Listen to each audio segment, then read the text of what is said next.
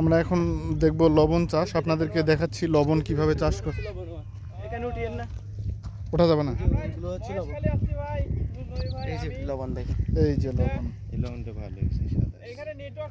এটা প্রথমে কিন্তু এরকম পানি থাকে, এই পানিটা আস্তে আস্তে আস্তে আস্তে শুকায়। এই যে লবণ এটা শুকাতে কয়দিন লাগবে? সাদা। এই যে ধরেন সপ্তাহখানেক।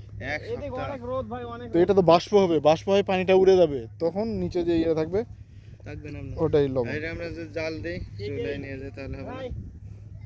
হ্যাঁ, এটা হতে পারে, তবে এটা তো আপনার জাল দিলে তো আপনার ইয়ে লাগবে, জ্বালানি লাগবে, আপনার খরচ আছে। এখানে কোনো খরচ নেই, এমনি হয়ে যাচ্ছে 7 দিন পর। কথাটা বোঝান। লোদের মধ্যে আর লবণ পানি দিয়ে ওই যে ওই যে পানি দিচ্ছে, ওই যে পানি দিচ্ছে, ওরা দেখছেন পানি দিচ্ছে পানি কেন? দিচ্ছে কেন? লবণ পানি দিচ্ছে আর কি। ও এরকম লবণ পানি অল্প অল্প দিয়ে এভাবে অল্প অল্প ও, ওই পানিটা এনে এনে এভাবে দেয় এখানে। ও আচ্ছা, আমি তো মনে করছি যে ওই জোয়ারের সময় যে পানিটা আসে সেখানে থেকে যায়। হ্যাঁ, না, এখানে পানি ঢুকবে না।